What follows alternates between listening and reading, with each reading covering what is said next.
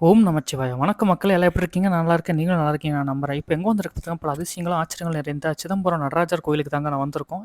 கோபுரம் 2 பக்கமே நெறைய சின்ன சின்ன சிலைகளா இருந்தது. என்னடான்னு பக்கத்துல போய் பார்க்கும்போது தான் தெரிஞ்சது, பரதநாட்டியத்துல இருக்க நெறைய நடன அசைவுகளையும், ஒவ்வொரு சிலையும் அழகா செதுக்கி வச்சிருக்காங்கன்னு.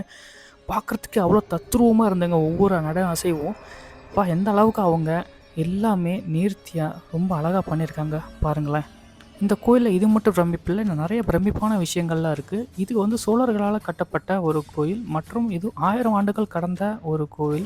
இந்த கோயில் தான் சோழர்களோட குலதெய்வமாவும் இருந்தது. அது மட்டும் இல்லாம சோழர்கள் இங்க வந்து தான் முடிசூடிக்கிட்டதாவும் நெறைய தகவல்கள் இங்க இருக்குங்க. நான் கரெக்ட்டா மூலவரோட நட திறக்க டைம் பார்த்து போய் நின்னுட்டேங்க. ஒரு மணி எல்லா தங்க கதவுகளும் திறந்தோனே, அப்படியே அந்த விளக்கு ஜோதியிலும், கற்பூர ஜோதியிலும் அந்த நடராஜ சிலைய அப்படியே காட்டும்போதும், பக்தர்களும் ஓம் நமச்சிவாயன்னு கத்துற அந்த சத்தமும், அந்த மணி சவுண்டும், அந்த தருணம் என் வாழ்நாள்ல மறக்க முடியாத ஒரு தரிசனமா இருந்ததுங்க.